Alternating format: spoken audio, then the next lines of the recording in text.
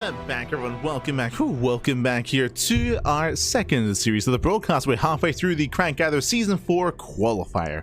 We just wrapped up our first qualifying match featuring Team Red, White, and Blue versus the Old Men. And in the end, Red, White, and Blue, they were able to come out on top here. Ubu Thermal coming in that final game, of course, to close it out for his team. But Goblin carrying hard throughout the course of that series. So very impressive play there by Team Red, White, and Blue. But now we have our second and final series of the broadcast. Again, there are 4 matches in total, 4 best of 7s. We are cutting the broadcast in half, especially with that first series taking up 2 hours. Like, that's crazy. It's a 2-hour series, pappy. Oh my god. So we're going to be covering StalnieBalls versus Proxy here, and then we'll be covering the next 2 matches tomorrow. Same time, same place. Oh, let's go. Let us go. For now, though, again, we have StalnieBalls versus Proxy. StalnieBalls is a bigger team here consisting of GgMaChine, MilkiCow, Shameless, Young Yakov, and ZaRDieNT as well. Oh my god. I'm curious if they just partnered with some players or whether they expanded their roster, because ZaRDieNT and MilkiCow were not on the team. Double checking here, and yeah, okay, so ZaRDieNT and MilkiCow, they're not on the team, but they've joined forces for this team league. They have joined the main roster. Meanwhile, Proxy is a team that has been constructed purely for this team league, and it features Nihed, features a Rake, and Iosup. Interesting. Okay, so 2 Protoss and 1 Zerg here for Team Proxy. Whether they live up to their team name, I hope they do, but again, the pressure is on, as there's 2 Protoss and 1 Zerg, and they're going to be fielding their Zerg player first. Let's go. As we can switch our teams over and catch up on the series itself, bearing in mind this is best of 7 all kill format. Winner stays on, loser is out. We're going to be alternating between Brood War and SE2 as we are in the Starkit Evolution mod, of course. And our first series, MilkiCow versus Iosup TVZ, going to be on Polypoid, a map that we have yet to feature in today's broadcast. Let's go. Let us go. I believe MilkiCow is playing SE2 Terran and Iosup is playing Brood War Zerg. Vámonos. So we are loading into our next game. Here we go. Just catching up with the chat. Oh. As we are jumping into our fresh series here and spawning in the top right hand corner of Polypoid, we have the Red Terran player. The Red Terran player himself. We have the SE2 Terran representing Team StalnieBalls. It is MilkiCow. And spawning in the top right hand corner, we have the Brood War Zerg player. We have the Blue Zerg representing Team Proxy. It is Iosup. Let's go. Let us go. We have our best of 7. We have our TVZ. Let's jump in. Welcome to Polypoid. Polypoid, of course, is a 4-player spawn map. You can spawn in top right, top left, bottom left, and bottom right as well. So 4 possible spawn locations. We can see that MilkiCow is aware of the 2 possible spawn locations on the top side. Iosup, likewise, he's aware of the bottom 2 spawn locations as well. So we'll see how we open up here as we load into the Polypoid. Vámonos, baby. Vámonos. Yeah. Once again, a map that we haven't really been able to embrace too often as of late. Yeah, it's been a while, I feel like, since Polypoid has been a part of a tournament map rotation. So great to see here, great to see incorporated, of course. Like when I think of, like when I look at Polypoid, like I almost confuse it for Vermeer. Like Vermeer has a very similar like tile set and color scheme, and it is also his 4-player spawn as well. But no, yeah, Polypoid very different, very different when it comes to the map layout itself. I mean, it feels like it feels like it's been a while since it's been in a tournament rotation. Actually, it's been a while. For now, though, going to be opening up. CC is a part of the... Wait, what? I was a little bit confused. CC first, but is CC a part of the wall? Interesting here from MilkiCow. Sorry, there we go. Flip the players. So I was a little bit confused. But CC first, it's going to be a little bit delayed as a result, as we have to lift and land it over on location, but we'll allow us to fully wall off early on. Meanwhile, we see Iosup going for the earlier hatch into an earlier macro hatch as well, as we build up into our own hatch gas pool into the macro hatchery here to build up our larva, to build up into our game. Bearing in mind, of course, Brutal Zerg is very different. There is no queen, or the queen is a very different unit, so there are no injections, I should say. So building up a higher hatchery count and getting macro hatcheries is a lot more common and standard in Brood War, from the Brood War side of things. So we are building up extra hatcheries, building up that production, and we'll see how our players will approach each other. Now, when it comes to these two players, Iosup is a regular. When it comes to StarCraft Evolution, is one of the stronger Zerg players in the CIS region, actually. I might even say, specifically in SC Evo, Iosup might be better than GgMaChine and Young Yakov. I say might be because the reality is both GgMaChine and Young Yakov, they don't really play much SC Evo. They dip their toes in every now and then, but they're not very active players in the SC Evo scene. I feel like Iosup is more so. He's more so active, does more so embrace the mod, and is the mod that I see him compete in most compared to some of the other Zergs. So we'll see. Jesus, as MilkiCow goes straight into a 3rd CC, so 3rd CC before Starport, it's going to be a 3cc 2-on-1 variation. Okay. Let's go. Greedier, more economic builds. Does have a bit of a power spike a little bit later on. This does hit typically with a medevac timing 16 Marines at around 6 minutes, 6:30 even. So again, it's going to be a later aggression, later map presence, but much greedier build. Faster 3rd base, faster 3 base saturation as well. Extra mules. It's going to be quite a big power spike in the mid game for MilkiCow. Going to be quite big. Back at home, we do see Iosup going for the faster layer. Makes sense. We're going into the faster layer, early Hydra Den here, getting to it early, a Hydra tech setup. We can try to rush into lurkers. I know there was a build that Stu was playing around with quite some time ago by going into like lurker rushes on 2 bases. Otherwise, we could just build up some Ling Hydra tech. We'll see how greedy tech-wise Iosup is going to be, bearing in mind that he's somewhat aware of the build, but he has not scouted the main base, so he's not fully aware of how greedy MilkiCow is being. Also, my apologies. There we go. We'll fix up the player names in-game. My apologies. My apologies. No, este cat. Yeah, I often do forget to fix that up. If I ever have to like make a custom name here, like Proxy gate.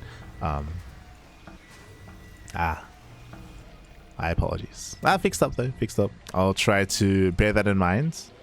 Really, we should. I mean, look, it's on you, Thermal. Okay, like you. Este with Thermal. Every season, he always name changes something else. My favorite is still Salsa Tequila. Yo, Salsa Tequila for a while. Oh, as we are rushing into... Okay, so in my mind, I was thinking we might be rushing into Lurker Tech, but no, we're rushing into a Queen's Nest. Okay. So very fast Queen's Nest here from Iosup. With this, we can get into our own Queen production, of course, or rush into Hive Tech. Queen's a very different supportive unit here. In Brood War. Meanwhile, MilkiCow building up his army. I should also emphasize, if you remember, I spoke about how this typically hits at around 6 minutes, going for a 3cc 2-on-1. This is a 3cc 3-1-1. This is a much later starport. So this means later starport, later medevacs, later drop play, later pressure, and later presence on the map. But it does mean more marine production, like a heavier bio army is building up, is amassing. It's gonna hit quite hard when MilkiCow does decide to move out. It's gonna hit hard.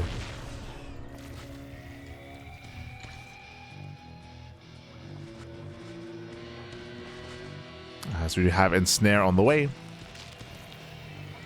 Again for those queens.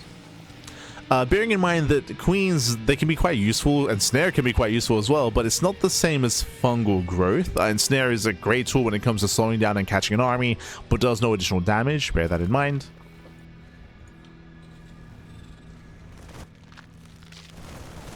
May come into play. As the timing is upon us here, 1-1, stim, combat shields, 3rd base now being taken. And now with the medevacs arriving, MilkiCow can start to push. You know, start to move out. Now it's going to be a purely queen defense here. Again, we do have Ensnare available here on the queens. Did I say purely queen? Purely Hydra defense, I meant to say. So purely Hydra. Very just mass Hydra here from Iosup. We'll have a harder time pushing into siege lines, assuming that MilkiCow pushes. Now that the medevacs are online, we can start to break out. And is going for drop play. Okay. So we can see the MilkiCow is staying more defensive here, setting up a siege line, sensor tower as well. Show up on the left, drop on the right. Distract to the main army, show us that Ensnare.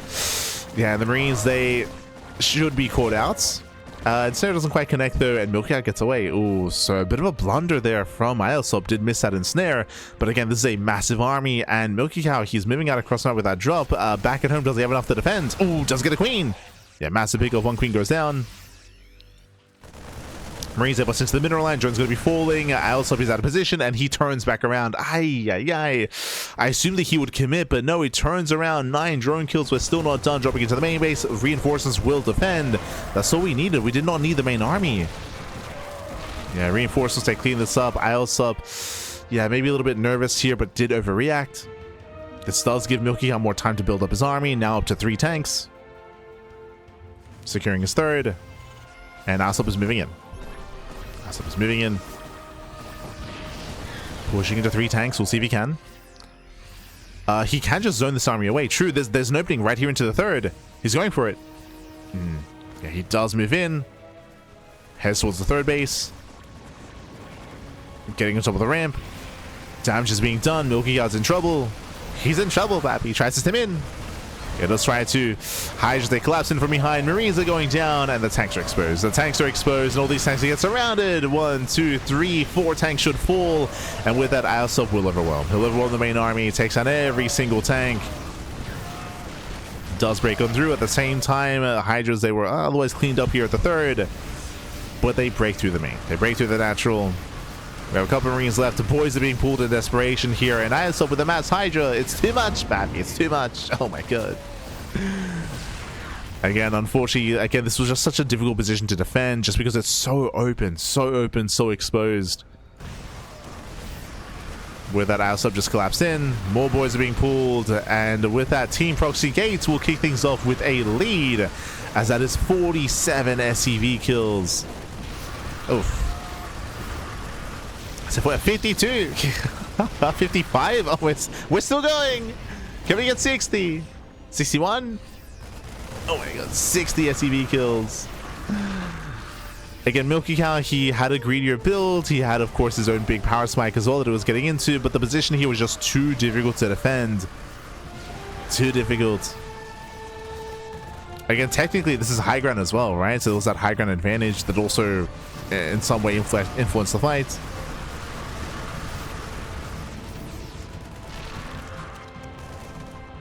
MilkiCow, he does survive.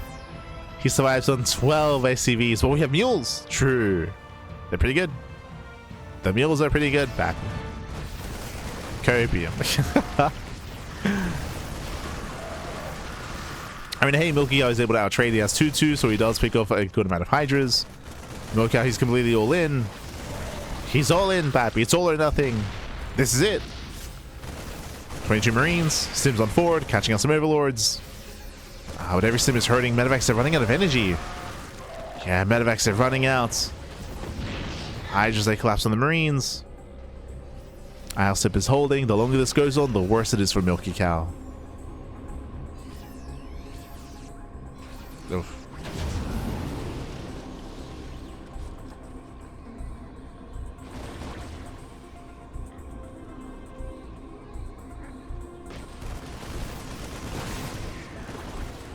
As Hydras, they start to step in.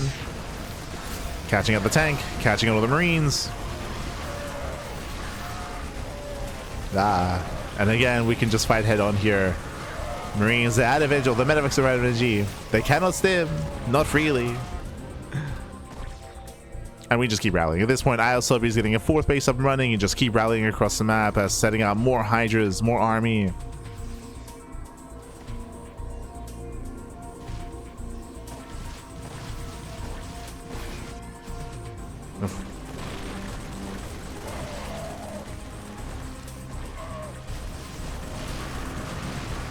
So we peel off a couple of Hydras. We have the tank on the high grounds.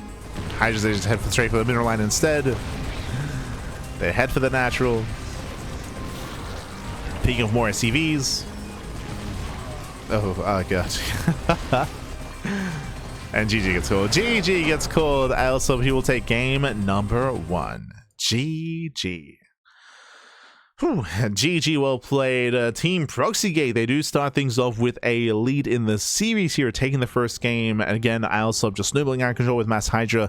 We didn't mention, of course, that MilkiCow, he did have 3 tanks to defend. He did buy some time. He had a really nice drop across the map. But specifically on Polopoi, that area outside of the natural, or the natural itself, is on the low ground. The area outside of the natural is also low ground. We have high ground right next to it.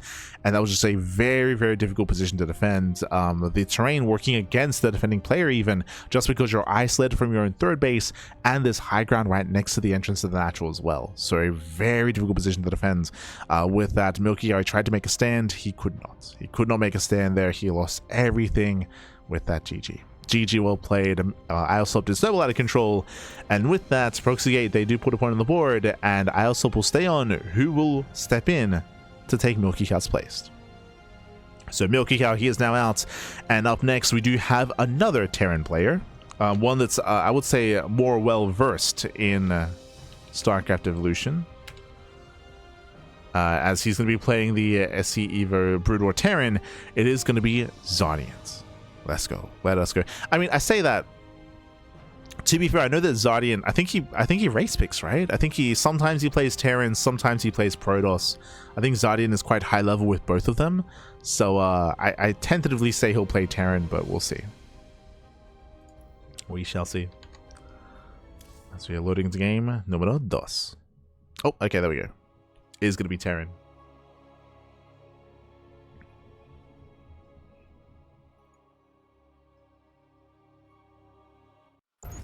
We go. Spawning in the top side of Sylphid, we have the Brood War Terran player. We have the Red Terran representing StalnieBalls. It is ZaRDieNT. And spawning in the bottom hand corner, we have the blue Zerg player. The blue Zerg player himself representing Team Proxygate. Not a Protoss. It is Iosup. Let's go. I'm ready for the mech. As we're settling into game number 2 here, Iosup, he does kick things off with a win. Remember, this is a best of 7 all-kill tournament, all-kill format, and we're going to be opening up here on Sylphid a 3-player spawn map. You can spawn in bottom left, bottom right, or top side as well. 3 possible spawn locations. Iosup opening up hatch first. Quite common to see Terran players go CC first here on Sylphid. We'll see if that'll be the case for ZaRDieNT. It looks like it will be the case, is going CC first as well. But what I'm curious by here is the build of choice. So far, when it comes to Brood War Terran builds, this broadcast, we have seen that 3x stim timing that has been prevalent throughout the course of StarCraft Evolution. But when I think of ZaRDieNT, I think of mech. Not saying that he only plays mech, but he does like to sprinkle it in. He does like to embrace it from time to time. So we'll see if we see some vulture play and some mech out of ZaRDieNT, or if he goes into bio like Thermal did. Ah, there it is. We do see the beginning here of early sim timing. Raxes have been thrown down. Now, I will say that we have seen mech transitions out of 3x stim timings. I want to say that Beyond has been doing that, right? Where we see 3x stim, and then you see that like additional factories as the game progresses. So there's a chance that will happen, but otherwise, again, 3x stim. We saw this from Thermal on this map. We're seeing it here as well. It is very much so the bread and butter of TVX matchups. We'll lead into the Academy, we'll lead into Mass Marine, into Stim, into Medics. Meanwhile, we'll see how Iosup will deal with this. We have seen many different ways to approach this kind of build. We've seen Roach defenses, we've seen Ling Bane defenses as well. You can kind of like pick your poison and go into Roaches or into Ling Bane. We'll see how Iosup will approach this. And we'll see how he decides to try to shut this down.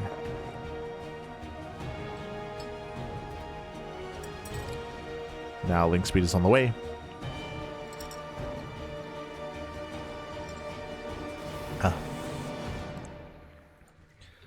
Be opening up Link Speed, still keeping 1 worker in gas. Interesting. So we do have some excess gas mining here from Iosup. This will allow for earlier tech, an earlier Roach Warren, or an earlier Baneling Nest. We'll see what Iosup goes for here, as you typically would not be mining this much gas.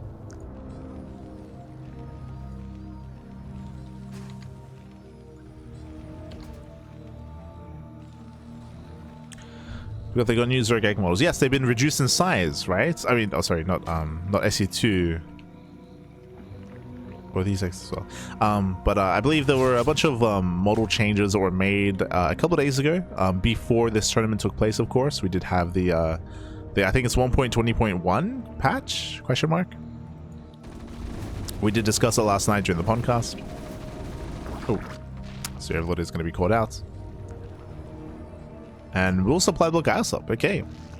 It's going to be supply blocked. Meanwhile, we were curious what that gas was going to be spent on. Early nest. Early Bane nest here from Iosup. Here in the main.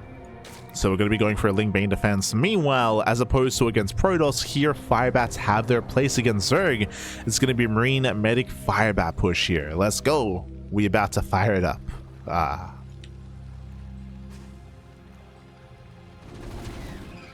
As here comes the move outs. Again, Iosup is aware. Banelings are morphing in. And we'll see how much damage Iosup does sustain. Now remember, there's no Lin behind this. eBay is on the way. Factory is on the way. We are working on that next step. But we're still hoping that this is able to trade well and pick up some queens and maybe even get into the mineral line. Simpson. Takes on 2 tumors. Oh, the first queen is going to... Oh, barely knock her down. Yeah, Marines are coming for this round. Ooh, Bailers, they connect, and they shut down the Bio Army. Ay, ay, ay. Very clean up here by Iosup. Shuts down the army. ZaRDieNT go caught on creep, caught with his pants down, did not get the queen, and with that, ZaRDieNT is completely shut down. Back across the map. No bunker. There's a hole in the wall here. We do have some Marines here to defend. It is going to be 5 Marines so far, getting into 6, but the Lings, they can just surround. They come in for the surround. Boys are being pulled. Do we have any Banelings remaining here? They're still coming. The Banelings are waddling in. SCVs are going down. Oof. Yeah, very rough defense here from ZaRDieNT. Losing so many SCVs, and here come the Banelings. No, the Banelings. They're waddling in. Oh my god. Massive connections. 14 SCV kills. Critical damage. And with that, ZaRDieNT, he has nothing left in the natural. No mining whatsoever. Evacuates to the main. Depot is going to be going down as well. We're still not done with these Lings. They still go further in. Getting more damage. Oof. Yeah, 18, 19, 20 SCVs. And that's the Iosup. He will be. He's looking to pull a goblin, pappy. He wants to try. He wants to. As he cripples ZaRDieNT. ZaRDieNT is completely crippled here, and back at home, Iosup is free to drone, free to saturate, free to build up his own economy. Getting into his lair, Baneling speed is on the way. And due to all that damage, there's no real threat of a counterattack. What do we have to work with here? We have one, I believe, unsieged. Yeah, one regular vanilla tank. Siege mode has not been researched yet. We're getting to mass Firebat for a desperation push. I mean, Firebats, they can trade well against Lings, but there should be Banelings alongside them to defend. The Overlord will spot the move out. Yeah, big scout. Army gets spotted. Firebats as well. 5 Banelings going to be morphing in time. Iosup getting ready.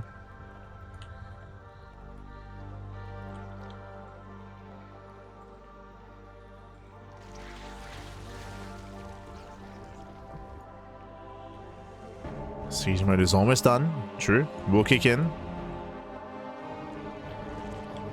ZaRDieNT searching for the army. Does find it. ZaRDieNT rotates. Tank will siege. But I'm not convinced that there's enough here.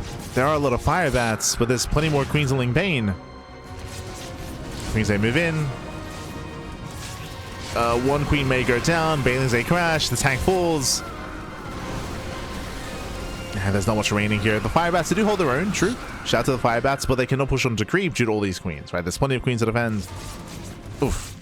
Firebats get focused down. Back at home, we have 31 SCVs, barely any saturation at the natural. Again, ZaRDieNT is all in, making purely Firebats. Oh, the Firebats.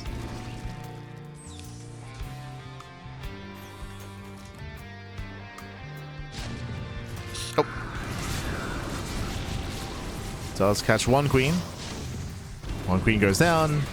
Collapsing on the reinforcements. Firebats don't hear you. There's one Firebat left, and GG gets called. GG gets called. Iosup, he will take a 2-0 lead in the series. GG.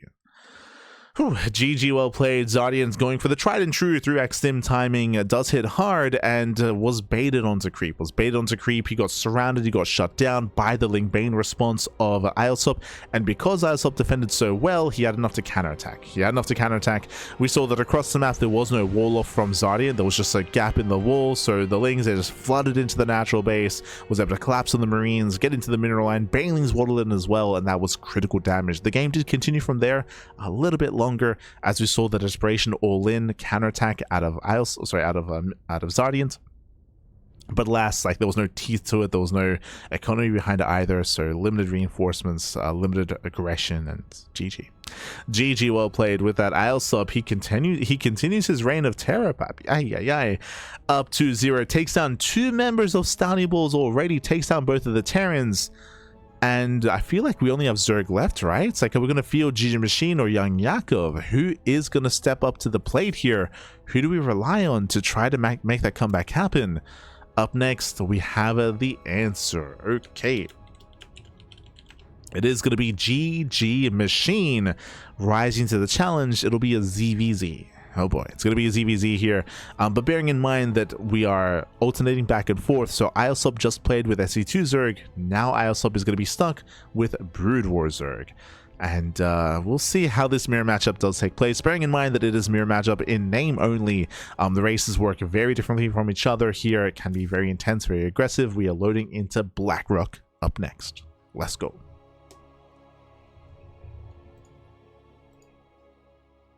Let's go. Are we not good enough to get proxy gated? Are we going to see a single proxy gate out of team proxy gate? Is that ever going to happen? We're 12 pulling. Spawning in the bottom hand corner of Blackrock, we have the red Zerg player. We have the SE2 Zerg, the last remaining player of StalnieBalls. Can he fight back? Can he bring it back? Can he make a series out of this? The pressure is on. It is GgMaChine. And spawning in the top right hand corner, going for the 12 pool, we have the Brood War Zerg player. So far, 2 wins under his belt, looking to all kill StalnieBalls. Kind of bought off, representing proxy gates. It is Iosup. Let's go. Let's go. So again, we're going to the 12 pool. Behind this GgMaChine, he's going pool first. Thankfully, safe build. Pool first into a later hatchery here. A much safer build out of GgMaChine, and I believe he should be okay. I believe he should be safe. If he had gone hatch first, I'd be concerned, but again, it was pool first instead. Meanwhile, I'm curious to see if Iosup does commit. Is sunken colony rushes a thing? If you remember, I believe sunken colonies, they were nerfed in the recent patch, and now they have increased build time. Because of that, I don't really know how viable it is to proxy sunken anymore. Oh, we're going for it. Okay, let's go. But again, that patch was quite recent, so I don't know how viable this is in the meta of ZVZ. As the boys are being sent across the map, we're getting ready here for the Sunkens. Lings are flooding. Iosup does expand behind this. And again, think of Sunken Rush being similar to the Spine Rush. Of course, you have to morph in the Sunken Colony first. The Creep Colony first, then morph it into the Sunken Colony. But again, this was nerfed in a recent patch. And the build time was increased for the colony. So we'll see if we can still pull it off. Meanwhile, Lings have arrived. They nibble away here at the initial expansion. Because of the threat of the colony rush, we might even be forced. Do we cancel this? So can we save it? The boys. Okay, so he's gonna fight for it. He's gonna fight for it. The boys are being pulled. Lings, they move in.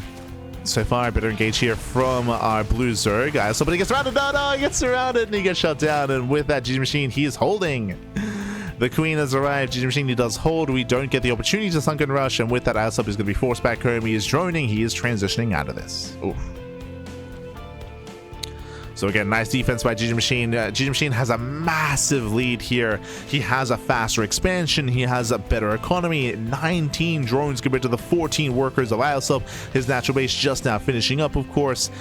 And it's a rough start here. Late gases as well. We have Ling speed on the way for GgMaChine. Iosup has to wall off. Like, the reality is he has to wall off on 2 bases. He cannot claim a third. He cannot build up. Not against a player with Ling speed without Ling speed himself. Lings, they pick in. They pick up a couple of Zerglings here of GgMaChine. He wants the Queen. He wants it.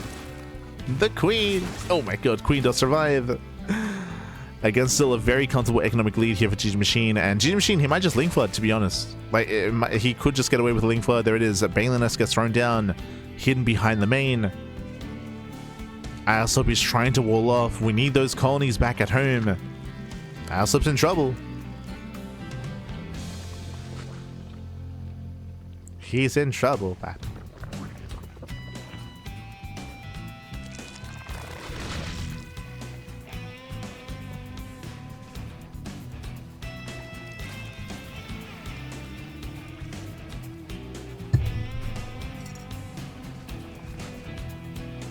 As again, the Bane Bust is upon us. We're massing up Zerglings, waiting for Link Speed to pull the trigger. And we're gonna need a miracle hold here. Like, it's gonna be rough. Without a full wall, no shot. No shot. Here comes the Link Flood, here comes the Bane Bust. We're rushing across the map, but Link Speed is only halfway done for Iosup. He's only got one colony. No, the wall's open. Yeah, the wall's not a wall. Lings, they flood in. The boys are being pulled. Drone's going to be going down. And no Banelings. We have 6 Banelings still on the way. And even without the Banelings, this is critical damage here. 10 drones already going to be falling. Ay, ay, ay. Only one colony. No full wall. Banelings, they roll in. Massive connections. They take down the colony. Head into the main. We're headed for the mineral line, pappy. We're moving in. Oh, my God. Yeah, nice split here from Iosup, but this is still too much damage. And StalnieBalls, they will fight back. They will fight back. They'll make a series out of this. GG gets called, and GgMaChine puts a point on the board. GG. Whew. GG, well played. Again, it will not be a one-sided series here. The comeback has begun. Let's go. Let's go. It's all about Zerg today. But it also means that now StalnieBalls will have the opportunity to play against what this team is known for, the Protoss. The Proxy gate, baby. Let's go. As we can catch up on the score so far. As you can see here, we have our best of 7. Iosup did begin the series, taking down MilkiCow 1-0, took down ZaRDieNT as well, took down both Terrans. It took a Zerg, it took GgMaChine to stand in his way. Again, Iosup went for the 12 pool, GgMaChine went pool first, so GgMaChine, he had the build order advantage. He was able to shut down the aggression, shut down the attempted sunken rush, and just snowball out of control from there with a higher economy, higher drone count, and faster gas income with faster link speed and Banelings as well. And now it's time for Team Proxy Gate to field their Protoss players. Oh boy. Up next, GgMaChine versus Nihed. Oh, okay. Vamonos, papi, vamonos. It is going to be the Hungarian Protoss player as we load into our next game. Not quite on match point, but on match point. Let's go. Let's go. We're getting ready here for our next game. For our next map.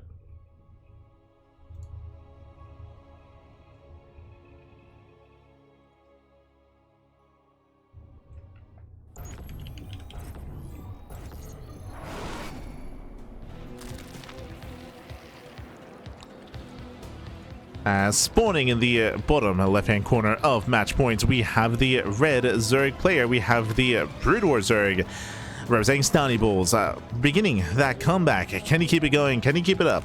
It is GgMaChine.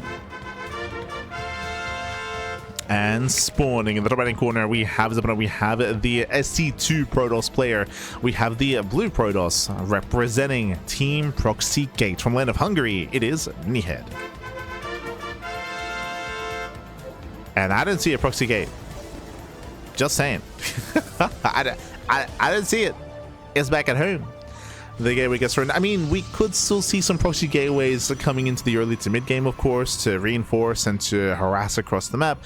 For now, the gate expand as standard setup here out of Nihed. Likewise, it is going to be hatch first out of GgMaChine as well. Okay. Let's go. Now, I'll be honest, when it comes to Nihed, I haven't really seen too much of his StarCraft Evolution play. I haven't seen too much of his... I want to say he's relatively active in SC Evo, but again, I haven't been seeing too much of his play. The other teammate on Proxy Gate, Rake plays a lot of Evo, for sure. Like, we see Rake a lot in these tournaments. Does quite well for himself as well. Nihed, again, a little bit less familiar with his play in this mod, but, I mean, it may not really matter because he's playing SC2 right now. He's playing SC2 Protoss. And we'll see how GgMaChine will be able to keep up. I did mention this earlier that in my mind, Iosup is a lot more accomplished when it comes to StarCraft Dilution, more so than GgMaChine and Young Yakov. They don't really play too much SE Evo. They were a little bit more active at the start of the year, if you remember. Let's go. As he pokes in, pulls away. Looks like there was a bit of a... okay. I was curious what the question marks are for, but it looks like there was some latency issues. 8,000 ping. Crazy. But we're good to go.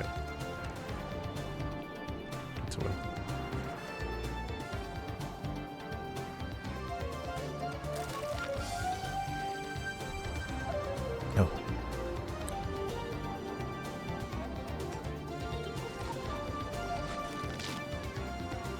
As otherwise, we do have our standard openers. Again, welcome to Match Point. Match Point is a smaller map of the map pool. I say smaller map, shorter rush distance by ground, very short rush distance by ground, but you do expand away from each other, right? You expand into the linearly into the corners of the map.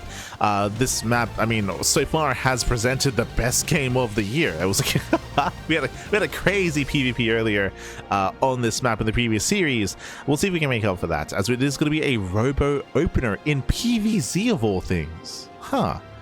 Are we thinking Colossus base opener, Robo into Bay into Colossus? Are we thinking Colossus drop even, so Robo into Bay into Colossus, the Prism and a drop play across the map? Or something else, Disruptor Rush, or even like an Immortal base, 2-base all in? We'd even just go Robo into Prism, and just harass across the map. Curious. Eyes on Nihed. Meanwhile, it is going to be Hydra Tech here by GgMaChine, which is standard building up, going into Ling Hydra. We did see Iosup previously in game 1 rush into Queen's Nest, rush into Queen Hydra. Don't really see that happening here. I do see a more Hydra heavy composition into potentially Lurkers. Meanwhile, it is going to be for the last Bay, it is going to be for the last Colossus. So Colossus are going to be amassing. Technically, this can lead into fast Disruptor play, but no shot. Like, that's not... That's not really a reliable way here to open up. Would be crazy, would be spicy, but we're expecting fast Colossus. Oh! Hello. Este. Okay. We cancel the Bay. We throw down another gateway. We start the Immortal production. We're setting up for a 2-base all-in. A Sentry production has begun here as well. Vamonos, papi, vamonos. We're setting up here for 2-base all-in. Going for a Soul Train-esque all-in instead. Okay. Especially on a small map, there we go, more gateways are on the way. Especially on a small map like this does make sense. And so far, GgMaChine is unaware. GgMaChine, he has scattered further tech. He saw the Bay, he saw the Colossus. GgMaChine, he's droning, he's saturating. The hope here for Nihed is that GgMaChine is too greedy. That's the hope, is that GgMaChine, he drones up too hard, he drones up too much, and gets a 4th base, takes up as well, and gets ready for something that isn't coming his way. He gets ready for a later timing when something else hits much faster. You'll see. But now though, we have our Immortals, we have our Sentries warping in as well. We're still building up our forces. We do have Spotter Lings here ready to scout any move outs. We don't have an Overlord in position though. Yeah, there's no backup Overlord ready for a scouts. Going into Spire Tech. Oh. Okay, so a Hydra base opener into a Spire. All right, of course. This should just be for Scourge. If he believes that we're going to be rushing into Colossus, then Scourge typically shut this down. I was thinking Muta play, which is also accessible here, but Scourge will make more immediate sense against Colossus. But Scourge or Mutas will not help against what's coming his way. Here comes the all-in. Yeah, here comes the 2-base all-in. Massive army. We got 2 Immortals. We have 7 Sentries, mass force fields. Bearing in mind that Brutal Zerg does not have a way to deal with force fields, and he throws down additional spore colonies. Yeah, the spore colonies, they will not help. Prism is on the way to reinforce. Nihed is coming. And what do we have to defend? We have so far 14 Hydras, a decent Hydra count. He has the high ground advantage as well. True. Does have the high grounds. Remember, mischance is a thing. And it's all or nothing here for Nihed. He's got to go. He's got to send it. We got to send it, Bappy. We could have tried to rotate to the top side and push down into the 3rd. Where are we? Oh, we're jumping into the main. Okay, okay. We're jumping into the main base. I believe the Hydra should be able to react. Does with the Prism. We're trying to force field. Too late, yes. There's too much distance. There's too much distance here. Cannot force field the entrance. cheeky moves out of Nihed, but not gonna pay off. Yeah, it's not paying off here. Nihed rotates over. Looks away some of the Hydras. That's a little waste DPS. Not bad. Does take down, what, 6 Hydras? Yeah, 6 Hydras go down. Army rotates to the main. GgMaChine, does he keep up? Does he notice? Does he notice? Does he notice? Oh no! Oh no! He doesn't notice. The Scourge coming. Oh, the Scourge though! They come in, they take down the Prism. We can force field, but we cannot reinforce. Wow. The Scourge, they pay off in the end. Shout out to the Scourge. And with that, Lurker production has begun. We have Lurker tech on the way, getting into Lurker production, and the all-in has failed. Oof. The all-in has failed. Nihed backs off. Third base is now on the way. Bay is now done. Disruptors are now going to be amassing instead here. Again, you cannot get into Colossus, not against all these Scourge. They come in for the scouts. They confirm the tech switch. Confirms disruptors. He sees, he knows.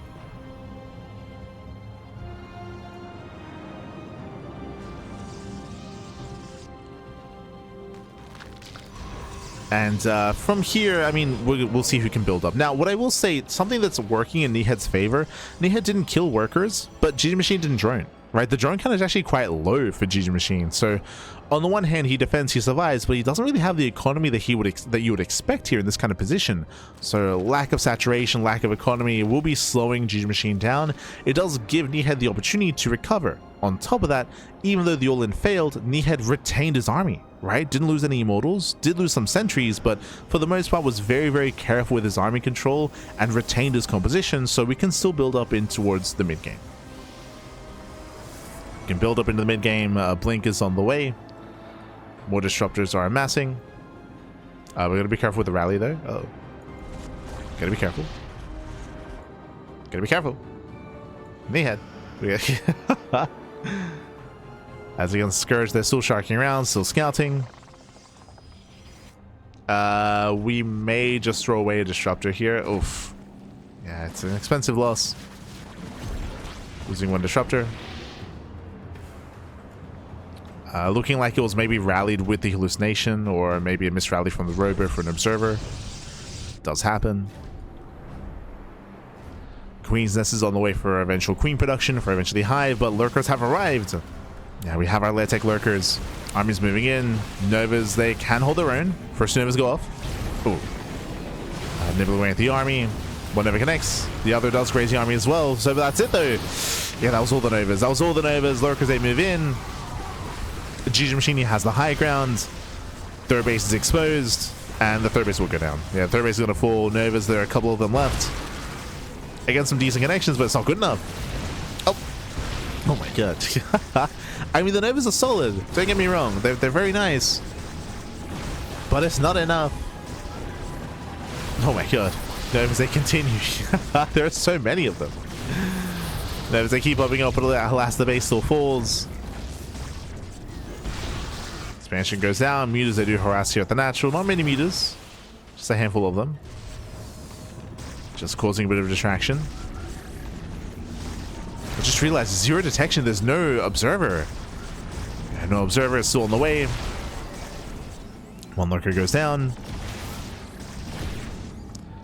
GgMaChine having a hard time pushing into this army. That is true, but GgMaChine has map control. Right? He's in control. Has taken over the map. Now moving further in. Collapsing the army. Novas do connect. And Novas are connecting, but that GgMaChine is still breaking through. Oh. Force shields, they're buying time. They're trying to buy time. Oh my god. There's still a couple of force shields left. Nihed trying to hold the line. 12 probes go down. But he can only buy time for so long. As we're again running out of force fields. Army moves in. Novas, they... Oh my god. Good connections. But it's too much. It's too much things. They swarm on top of the army. GG gets called, and GgMaChine does fight back, tying up the series 2-2. GG. GG, well played. With that, GgMaChine does fight back, does take down another opponent, and now we have one player left for Proxy Gate. Uno más, papi, uno más. Now, I say one player left. Remember, this is a best of 7. Best of 7. Remember, there's a revive available. Both teams do have a revive after they do spend all their players. But again, one player left here for Team Proxy Gates. Up next is going to be Rake, winding it back. I really appreciate the build there from Nihed to reveal the Bay and to hard switch into a 2-base all-in. Unfortunately, I don't think they quite kind of took the map in mind. Specifically here on match point, short rush distance by ground, the army got across the map quite quickly, that is true, but the ramp coming into the natural was brutal, and you saw that that Nihed could not actually push up that ramp. We saw that when GgMaChine counterattacked, you can actually rotate to the south side or the top side depending on spawn location, and from the high ground hit the third base. That would have been a better angle of attack. But clearly we saw that Nihed, he wanted to do something different. He wanted to threaten the natural and then force field the entrance in the main. But the problem is, specifically on match point, that entrance to the main base is actually really far in. Like, you have, the prism has a lot of room, has a lot of area to traverse to actually get the sentry within range of that entrance to force field. So it was a cheeky move, but never paid off. Never paid off, never could quite pull it off, as there was just too much room. There was just too much space, too much distance between the map itself and that entrance. So was ambitious, was very, very ambitious. Didn't quite pan out there, and now we have our next series ready, our next game ready. It is going to be GgMaChine versus Rake. We're loading into washout.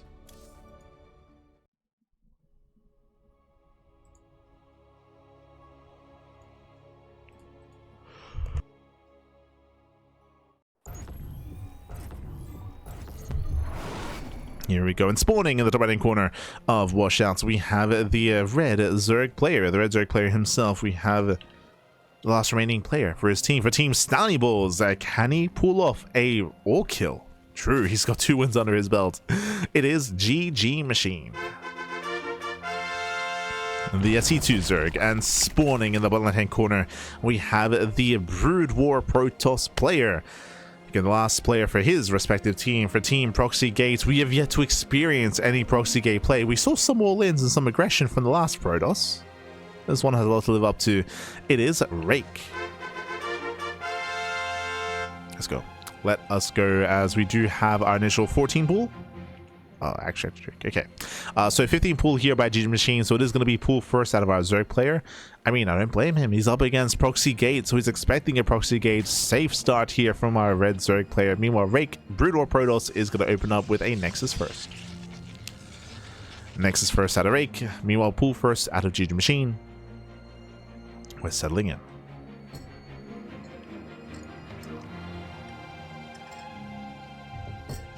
Oh, he's crazy. It is Nexus first. Nexus first into a Forge, into a Cannon Rush. Okay, not quite a Proxy Gateway, but again, aggression nonetheless. The pylons are going to be on the way here. The Cannon Rush is upon us, and unfortunately for Rake, pool first. Remember, Link production has already begun. Oh, so is this just a Forge fast expand? Yeah. The probe arrives, does confirm that the hatchery is delayed. I didn't see a Cannon Rush doing anything here. And with that, we do have a much more, quote-unquote, like, safer start here. Yep, defensive cannons. Defensive cannons. Now, with an opener like this, it does open up the possibility here for, like, a Stargate opener. To open up Stargate and to open up Scout, and then to maybe follow that up with a fast fleet beacon into a carrier rush. Like, that is a viable option now for Rake, as he's going to be defending here with, you know, buildings more than anything. He's free to tech up. Now, GgMaChine is aware. He, of course, does scout the Forge. He's aware of the initial Forge expand. Cybercore is now on the way. It's going to be on GgMaChine to confirm whether or not we do see a Stargate follow-up. As GgMaChine is droning, he does pull out of gas, so standard follow-up here, pulling out of gas, droning up his natural. And the pylon is behind the mineral line. Very suspicious. Very suspect. Want our money back. No Proxy Gates. Yeah, the most likely is not going to be Proxy Gate this game. No shot. Not even in the mid-game. Overlord moves in. Newly birthed queen ready. And what's it going to be? There is Stargate. Stargate is going to be on the way. GgMaChine does rotate here to the natural, and again, especially off of a Forge base opener, high chance Stargate, high chance Skytoss rush, opening up Scout first, then into Skytoss, into the Fleet Beacon. This might just be mass Scouts. I do know that the Scout has had a lot of iterations over the past year, a lot of iterations, a lot of changes, to the point where Scouts are now a lot more robust, they're a lot more useful, they're a lot more viable. So I don't want to rule out the possibility of this just being mass Scouts. But we'll see. We'll see when and if the Fleet Beacon gets thrown down. And now the initial Scout has been spotted. And back at home, we should be seeing a Hydra-based response, just because it's a little bit faster. We'll see if we go Queen into Spire into Corruptor. Which is harder to pull off, but we'll see. Lair has begun. His Lair first out of GgMaChine. Pulls back the Overlords. We're going to have to rely on the Queens initially for early game defense. Scouts are coming. No shot Rake as a mass and carries. Yeah. I want to believe that as well. I want to believe he will. I'm a little bit out of the meta when it comes to PvZ, and I don't want to rule out whether or not like mass Scouts is a viable thing in this matchup. I don't think it is, but I'm leaving the door open. Just because I know that the Scout was changed a lot and was buffed and then nerfed and then buffed and then nerfed. But there it is. So it's going to be quadruple Scout into the Fleet Beacon, into Carrier. Let's go.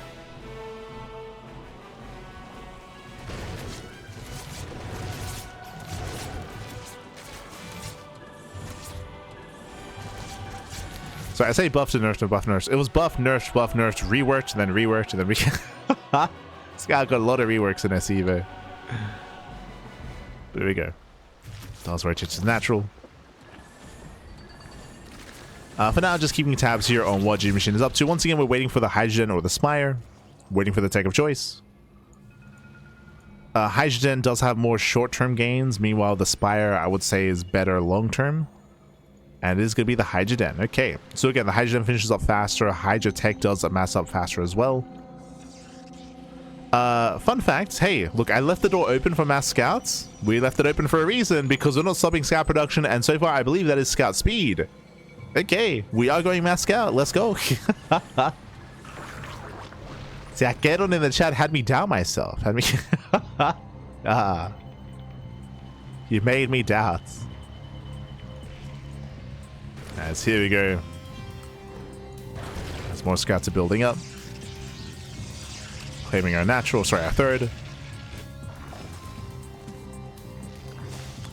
We will have some Infestor support. Now, I believe this is pre-patch Infestor, so I believe that my Credible Shroud still has to be researched. It doesn't come with the Infestor. 2 more Stargates. More Mass Scouts.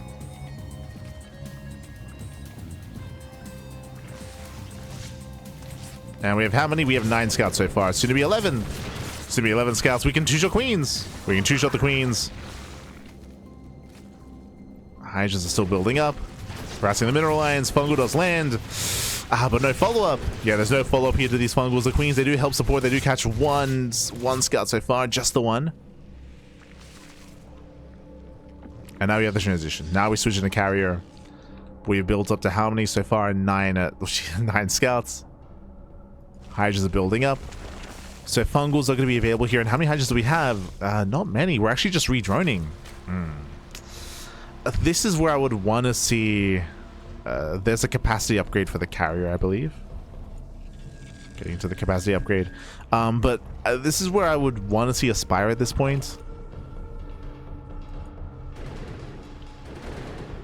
Hive is on the way. Okay. We'll see if Hydra Infestor or Viper can pull this off. From my understanding, it's a much more difficult composition to make work against Skytoss. Not impossible, just a little bit more difficult. Just because, of course, Hydras are limited by the terrain. More so than Corruptors. And Carriers can use that to their advantage, of course, to avoid said Hydras. To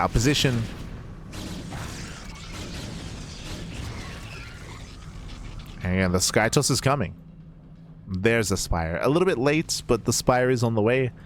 Microbial Shroud is going to be kicking in a little bit later as well.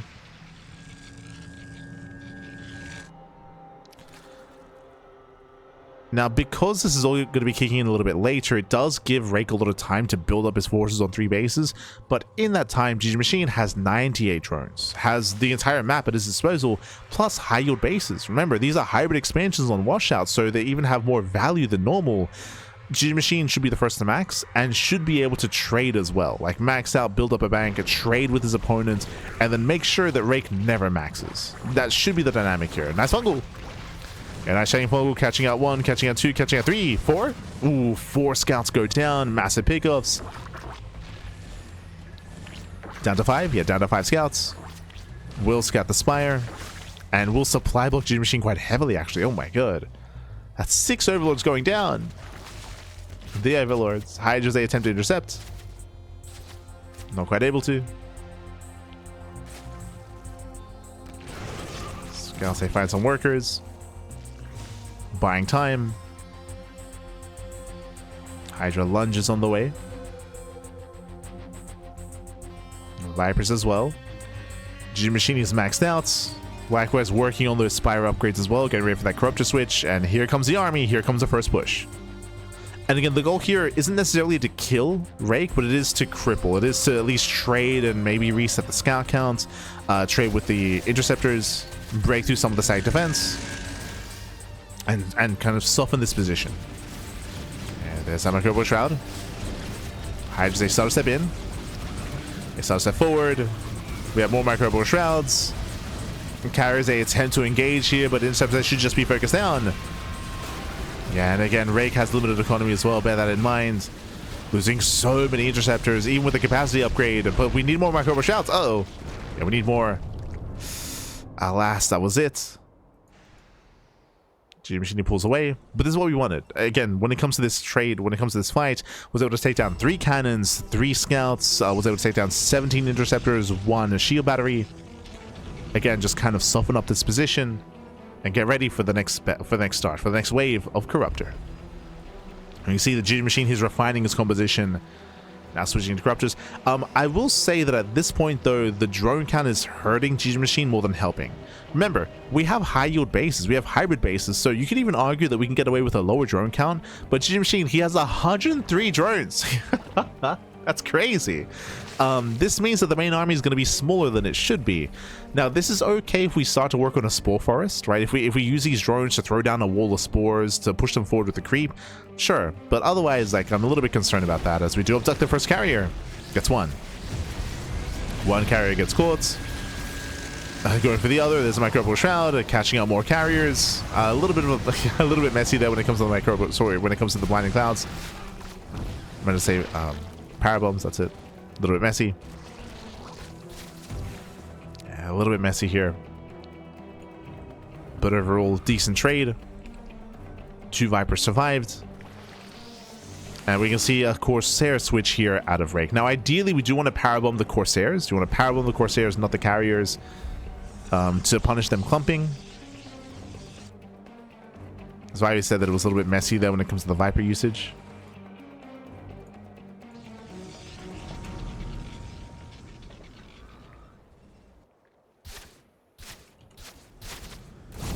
I just say rotate.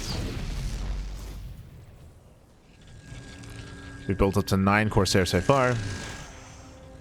4th base is denied. There's a lot of side defense that's amassing it for Rake. And here comes that Remax. I'm hoping that GgMaChine does not make us any more drones in this game. We're good. Got 100 drones back. Like we're fine. Calm down.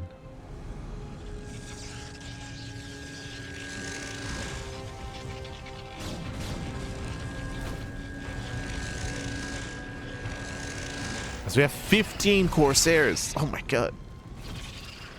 It's all about those swell caches. To fungal and to parabomb the Corsairs, there's no like counter like feedback play available here for Rake. I would still say that this main army is still lacking when it comes to what you want in PvZ without any like storm supports.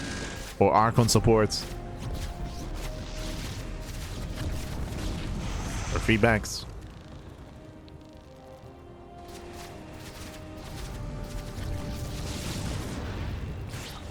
Oh, does deduct. Gets one. Ooh, Viper goes down.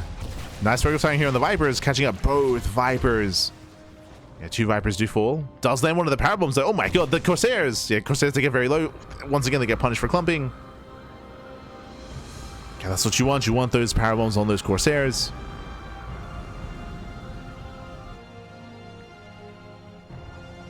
GgMaChine has to rebuild his Vipers. Likewise is setting up some Spore. There it is. I was curious. I was like, the drone count is a little bit lower. We have the Spore Forest on the way. We're staying with the Spore Forest. Ideally, I would say that we build up into Broodlord, Infestor, Corruptor, Viper. Right now, we saw a transition into Ultras. Like, we do have the Ultra tech kind of being worked on instead. Do we have a Greater Spire? No, not yet. Yeah, no Greater Spire. Like, Ultras can be really good if there was some ground supports like High Templar and Archons, and Ultras, they have their place, of course. Against a wall of static defense like this, I would say the Broodlords are superior. They're just more efficient than Ultras. But no Greater Spire yet.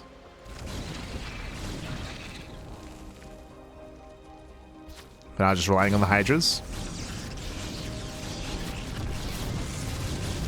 Gets one, gets 2 cannons. They're able to nibble away at the wall. More creepers spreading. It just has to get punished. Battery goes down. And we don't quite find an abduction target yet. Oh. You can see GgMaChine is fishing. Like, the Hydras are the bait. He's trying to bait out the army. And then, bam, dive in with a power bomb. Or abduction. Is making an Ultra. Again, I mean, it has a similar role, and you know what? There's not that many cannons left, so, I mean, yeah. Like, GgMaChine can do whatever he wants. Do whatever he wants. He's far enough ahead. Yeah, third base is being broken. Rake, he's all in. He's pushing deep on creep. Corruptors, they collapse in. Here comes a power bomb. Power bomb on the carrier. Oof. There's one of the fungals. Oh no, the infestors. Pull away. Gee, oh my god. And you can see that power bomb did so much damage to the Corsairs. They are deep in the orange. And some in the red. Also, brutal power bomb. Oh, the neural. Yeah, neural some of the carriers. We came in. We just collapsed on the army. We focused on the carriers, and with that, GgMaChine should clean this up. I don't think it was target firing though, so a little bit messy. Yeah, a little bit messy there. With that, the carriers actually win the fight. Base is falling, but GgMaChine is making 30 Corruptors. Oh my god. 30 Corruptors on the way. Do we have any Vipers? 2. 2 Vipers, and the Infested survived. Infested did survive. Now, the best case scenario here for Rake is that he's able to catch Corruptors as they're popping. So right now we have 34 Corruptors on the way, but as you can see, we're camping some of the eggs. We're camping some of the eggs. And 3 Corruptors get caught out. Yeah, 3, 4 Corruptors. Ooh, oh my god, the power bomb! Yeah, the power bomb and the fungal combo as well. And now we just collapse in. We collapse in on the army. Yeah, Corruptors, they get on some of the carriers. GG gets called, and GgMaChine, he will take down Rake. And he does pull off, in a sense, the all kill. GG. GG, well played. GgMaChine, he takes out every member of a team. Proxy Gate takes down Rake. Again, Rake going for a Nexus first into Forge, into Skytoss. When initially he went Mass Scout, then into Carrier, then into Corsair, trying to make Mass Skytoss work. But unfortunately, the economy was lacking. He couldn't stop the economy of GgMaChine because of such a turtle-heavy and defensive style.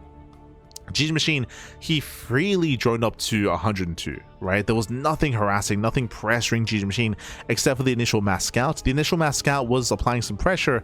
After that, nothing. After that, GgMaChine, he was free to mass expand, mass drone up, even over drone, I would say, and just take control of the entire map. And from there, he could do whatever he wanted, as he was denying the 4th base, he was catching out the army, trading with the army as well, and yeah, with that, Rake could never really build up his force into that death ball of an army that he wanted. He had some potential towards the end there when it came to his push, but he was all in, right? He was all in. He couldn't reinforce. It was all or nothing. GG. GG, well played. And with that, we now have a revive. So the way this works here, again, we have a best of 7, first to 4, teams of 3. And we do see that GgMaChine, he took down Iosup, he took down Nihed, he took down Rake, and now we have a revive remaining for both teams, and Proxy Gate are forced to use their revive. Who do we revive here? I mean, Iosup was carrying earlier, and the ZVZ was decided almost like a build order win. Remember, Iosup went for the 12 pool, and GgMaChine went pool first. Do we try to revive Iosup to have him bring it back here? Does he have the most potential against GgMaChine? I think so. We'll see. It's their choice. Team Proxy Gates. Who's it gonna be?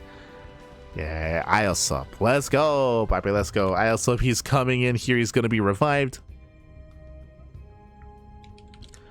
Iosup even is gonna be revived here, and now we have a bit of a role reversal. This time, Iosup plays SC2 Zerg, GgMaChine playing Brood War Zerg. Oh boy.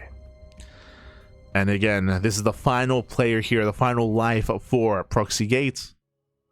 Can he force the ace match? True. Can we force the ace match? Let's go.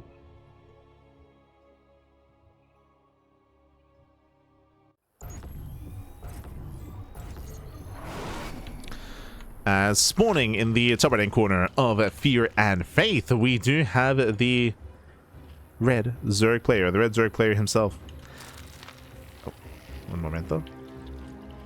There we go. We have the red Zerg player himself. We have the Brood War Zerg representing StalnieBalls. It is GgMaChine. One game away from pulling off the all kill, and spawning in the bottom right hand corner. We have the blue Zerg player, the SC2 Zerg, the last remaining player for his team. It is Iosup. He's the revived player, Pappy. Let's go. Pool first here by GgMaChine. Not at an early 12 pool timing, just a regular pool first. Meanwhile, hatch first out of Iosup. Welcome one and all to Fear and or Faith. This is a full player small map. You can spawn in bottom right, top left, and bottom left as well. 4 possible spawn locations, and as a result, there is a bit of an RNG factor when it comes to where you're loading in, but there is a way to counteract that, of course. That is with the subway system, the monorail system, if you will. We have these tubes connecting every corner of the map, and we'll see who scouts where first. Iosup with the first overlord will find GgMaChine. Iosup scouts top right, GgMaChine scouts top left. Of course, the overlord of GgMaChine will find the overlord of Iosup, so they scout each other. And now GgMaChine knows. He sees the direction of the overlord and the trajectory of the overlord, so is now aware that Iosup spawned on that bottom right hand side. Should be rerouting. There we go. Does reroute the overlord. Now, what's important though is that Iosup, he will scout the initial build first. GgMaChine knows where Iosup spawned in, but he doesn't know it was hatched first. Iosup sees the delayed expansion, does see the early lings, and Iosup is aware of what's coming his way. With this, he'll have to defend with his own ling production, and he'll have to pull the boys, most likely. It's going to be up to Iosup to minimize worker losses to be able to take a lead with a higher drone count.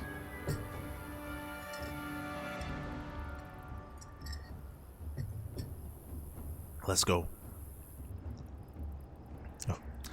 Lings epic in. Lings are amassing for Iosup, pulling back to his main base. Is oversaturated, but again, as long as he minimizes drone losses, he should be fine. Oh, as both armies do engage with each other. GgMaChine nibbling away at the hatchery, but that's fine. You can use the hatchery like a resource, just tanking. Queen does not get surrounded, and Iosup defends.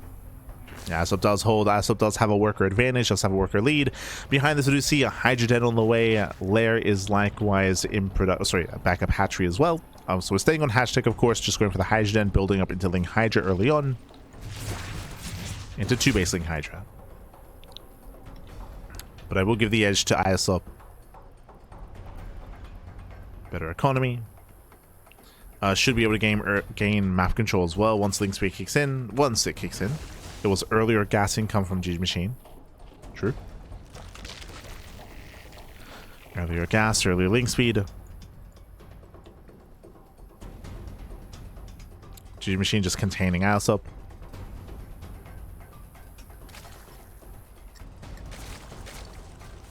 And Iosup is still in gas.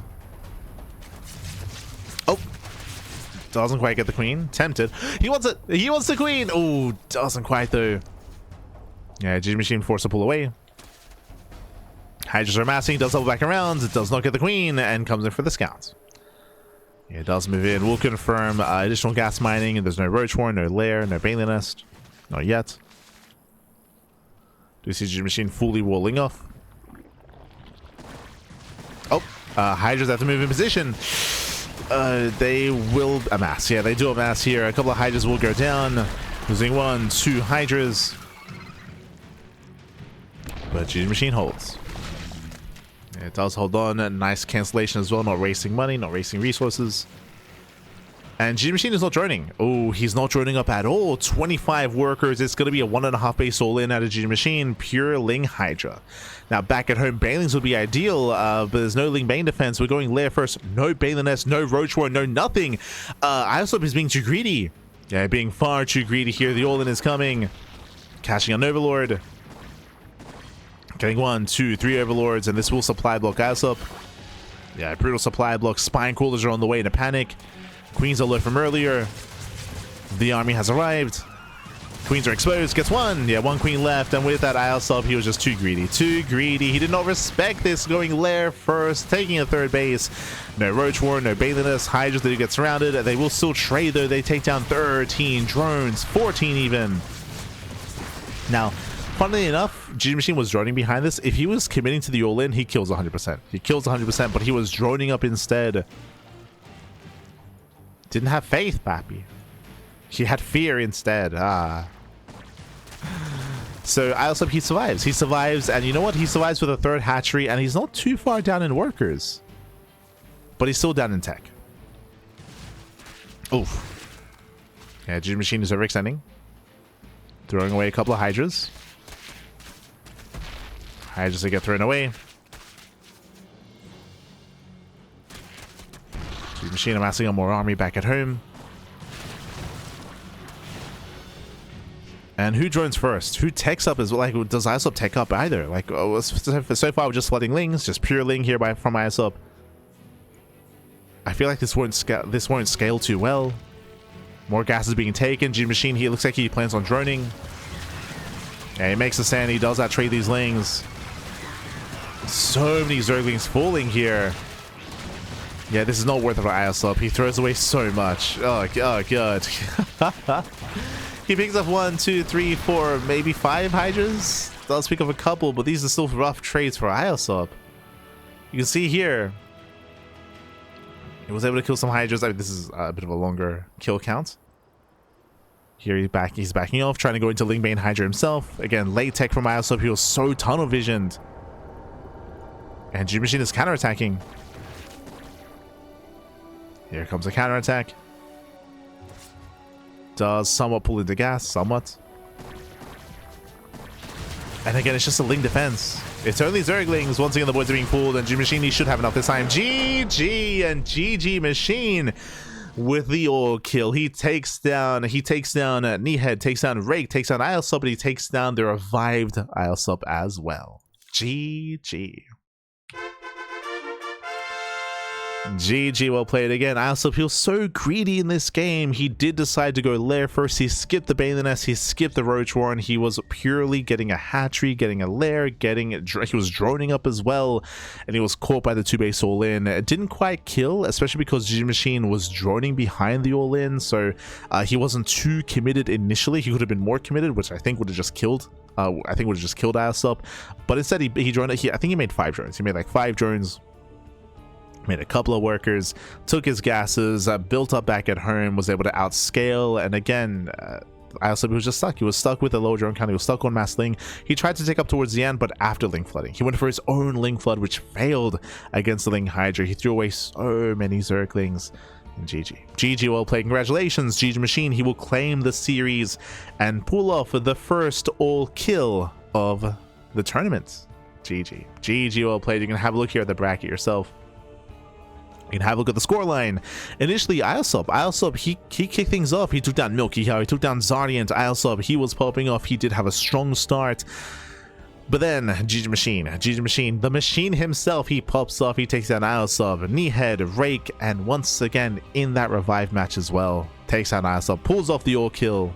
GG, congratulations. GgMaChine does claim the entire series here for his team, for StalnieBalls. So congratulations with that, StalnieBalls. They will qualify for the main event alongside Team Red, White, and Blue. Remember earlier in the broadcast we did have the other series, bam.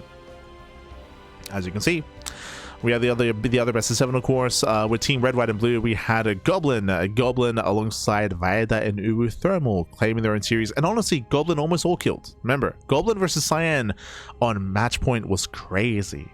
It was so good. It was so close. If you missed the broadcast earlier, if you missed the first series, I do highly recommend checking out Team Red, White, and Blue versus Team Old Men.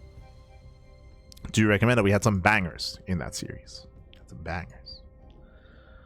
But GG well played with that. Congratulations here to Team Red, White, and Blue and StalnieBalls. Meanwhile, we are going to be wrapping up here for the day. There's still 2 qualifying matches left, but we'll be covering that tomorrow. Bam, as you can see here, we do have our schedule. Saturday morning and Sunday morning, 2 days of Crank Gathers. We just had our first half of the qualifiers. Tomorrow will be the second half of the qualifiers. 2 more best of 7s. 2 more best of 7s, papi. Aye. When it comes to those matches, it's going to be Team CRHB versus UED, and if we lose, it's Crank's fault versus Point Me Mono. The memes are abound, papi. Memes abound. We'll get there. But otherwise, thanks for watching. Thanks so much for the support. We do appreciate it. So we'll be discussing more about the upcoming teams and upcoming matches tomorrow in tomorrow's Crank Gather broadcast. Once again, it will be in 24 hours. Same start time as this event. Same start time, same place, same channel. Part 2 of the Crank Gather Season 4 Qualifier. We'll see you then. Otherwise, thanks for watching. Once again, this weekend is abound with StarCraft with Homestory Cup. Homestory Cup, of course, is a 3-day event. Day 1 was last night, and today and tomorrow also going to be Homestory Cup. That is why, as you can see here, there's no Tuna Cup. There's no Tuna Cup this weekend. That is because of one, we had the RSL qualifiers earlier in the week, but that's because of Homestory Cup over the weekend. So a lot of players are traveling for Homestory Cup, will not be available for Tuna Cup. So just a heads up, we won't be clashing with Homestory Cup. I could be waiting for it to wrap up instead. But otherwise, thanks for watching. Thank you so much for tuning in. I hope you enjoyed the broadcast. You get a lot of fun dipping back into StarCraft Evolution. It's been a while since we've been covering too much SE Evo, but with the StarCraft Evolution Championship Code S around the corner, and with SEL Masters also ramping back up, we should be able to cover some more SE Evo soon TM, once we have room for it though. Like right now, our schedule's very busy with Crank Gathers, with our weekly tournaments, with of course OSC. We have FEL at the end of the month. We have Homestory Cup this weekend. A lot of content, a lot of StarCraft. RSL, true, RSL. We had the qualifiers this week. The main event also begins this month as well, leading into BlizzCon. So a lot of content, a lot of StarCraft. Thanks for watching, and we'll see you guys tomorrow for the remainder of Crank Gather Season 4 qualifiers. See you then. If you want to tune into more of the Cranky Ducklings, you can do so via the socials, !socials in the chat. VODs are available instantly over on YouTube. YouTube is the place to be for VOD content, so do check that out over on YouTube. Likewise, you can also follow us on Twitter, Facebook, join our Discord server. We do post whenever we go live. You can interact with us outside of just these casts via Discord, and you can also support us monetarily via Patreon. Our Patreon does fund our tournaments on a regular basis. It funds Duckling Open, Swan Open, and the Tuna Cup as well. As you mentioned, Tuna Cup is not this week. We typically do reschedule Tuna Cup if it clashes with stuff like GSL, Homestory Cup, RSL, for example. Like, there's a lot of events going on right now, so we don't want to like overlap or clash or have any issues there. So as a result, no Tuna Cup this week. Should be returning next week. So again, thanks for watching, thanks for tuning in, and we'll see you guys next time for some more StarCraft action, for some more SC Evo tomorrow. Till then, thanks for watching. Ciao, papi, ciao, hasta luego. Thanks for watching.